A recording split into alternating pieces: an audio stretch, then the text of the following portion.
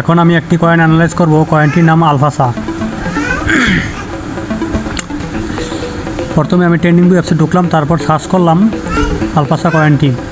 এখন আমি অ্যানালাইজ করতেছি। আপনারা দেখুন, সর্বপ্রথম একটা কয়েন অ্যানালাইজ করতে হলে 7 দিনের কিংবা 1 মাসের ক্যান্ডেল ফলো করা লাগে। আমি সর্বপ্রথম 7 দিনের ক্যান্ডেলটাই ফলো করলাম।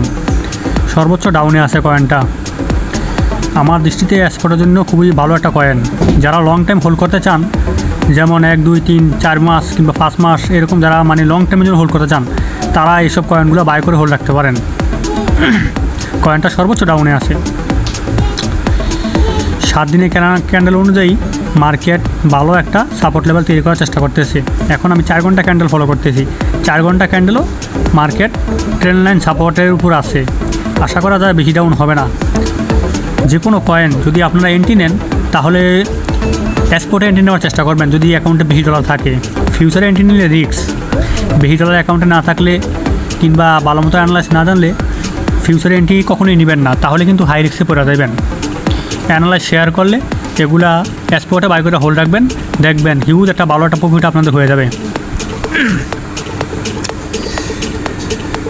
তো দেখতেই পাইতেছেন বন্ধুরা, আমি কিভাবে অ্যানালাইজ করতেছি একটা কয়েন। ঠিক আছে, এখানে ট্রেন্ড লাইন আমি ড্র করলাম। ঠিক আছে, ড্র করার পর একদিনের ক্যান্ডেল অনুযায়ী মার্কেট খুবই ভালো একটা ট্রেন্ড লাইন সাপোর্টের উপর আছে। যদি আপনাদের অ্যাকাউন্টে বেশি ডলার থাকে, তাহলে লং টার্মের জন্য হোল্ড করতে পারেন এক্সপোর্টে বাই করে।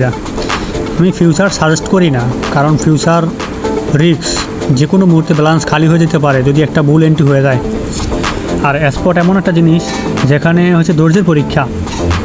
যদি আপনি কষ্ট করে ধৈর্য ধরে হোল্ড রাখতে পারেন, দেখবেন যে 1 বছর হোক 2 বছর হোক, মানে ঘুরে ফিরে ঠিকই প্রফিটে হিসাব করছেন। আর ফিউচারে হইলে যেমন একটা রিস্ক থাকে, ঠিক আছে, হয় ব্যালেন্স খালি, না হয় ভালো একটা হিউজ প্রফিট হয়ে গেল। ঠিক আছে, ফিউচার সে এরকম। তবে আমি সাজেস্ট করবো আপনাদের ফিউচার ট্রেড কম করার জন্য। ফিউচার ট্রেড করবেন না, বেশিরভাগই এক্সপোর্ট ট্রেড করার চেষ্টা করবেন